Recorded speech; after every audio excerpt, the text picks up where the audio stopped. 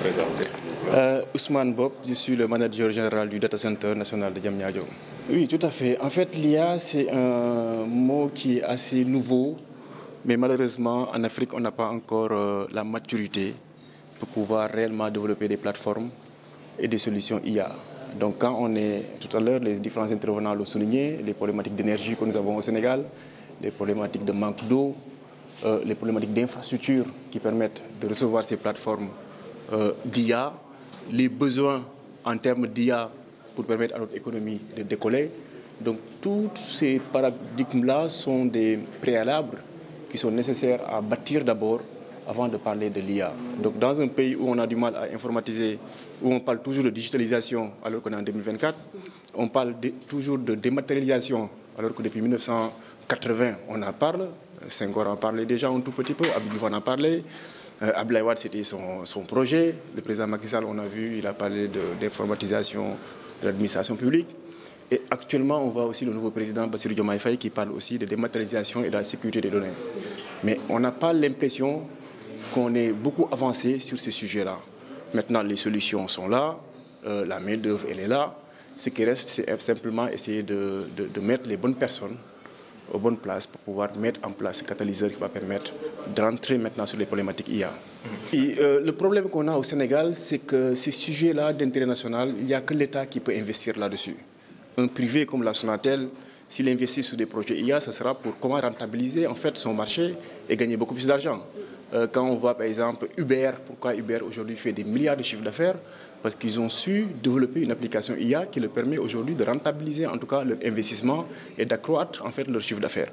Donc ce n'est pas un investissement, en France, ce n'est pas un sujet qui est donné au privé. Un simple privé, un entrepreneur, une société, aussi grosse que cela puisse paraître, ne va jamais investir sur ce sujet-là. Donc c'est un sujet qui appartient uniquement à l'État. Mais quand on parle d'État, on parle aussi de volonté d'État.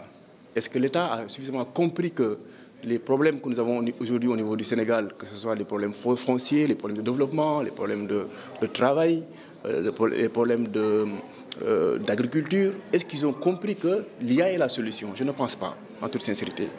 Je pense que nous sommes toujours dans un modèle archaïque où il suffit simplement de recruter des gens, de créer des entreprises, de trouver des financements pour essayer peut-être de régler les problématiques d'emploi, de sous-développement. On est encore sur du sous-développement. Quand on parle d'IA, les préalables, ce sont les données. Au Sénégal, il n'y a pas de données. Quand on parle des données, il faut des infrastructures de données. Les infrastructures de données aujourd'hui coûtent extrêmement cher.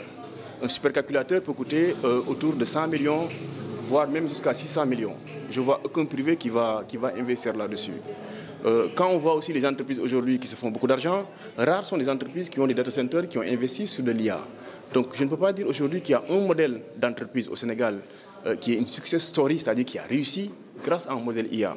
Alors que si vous allez en France, aux États-Unis, vous regardez Facebook aujourd'hui, tous les gros tech actuellement qu'on connaît, Amazon, si aujourd'hui ils en ont à plus de 5 000 milliards de chiffre d'affaires en francs CFA, c'est tout simplement parce qu'ils ont su utiliser en fait les ressources IA pour arriver à ce niveau-là.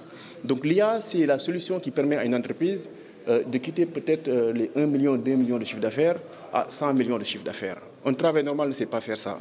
Et malheureusement, actuellement, au niveau de notre pays, il manque de sensibilisation, il manque de politique et surtout, il manque de personnes, ressources qui puissent en tout cas intégrer ces aspects-là au niveau de l'État pour que les décideurs puissent comprendre que sans l'IA, sans l'informatique, nous aurons toujours des économies archaïques. Je pense que les politiques publiques, les stratégies, il y en a un pagaille au Sénégal. Je pense qu'il y a un intervenant qui l'a dit.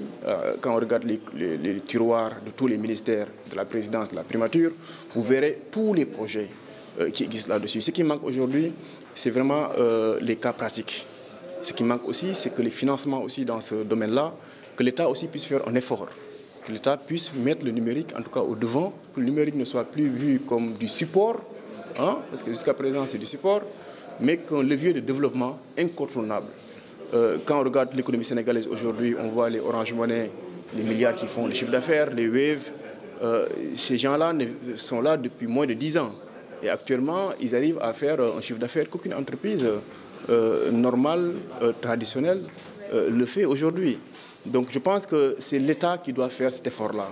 Et pour le faire, il faut aussi l'État mette le numérique vraiment au cœur de sa politique économique.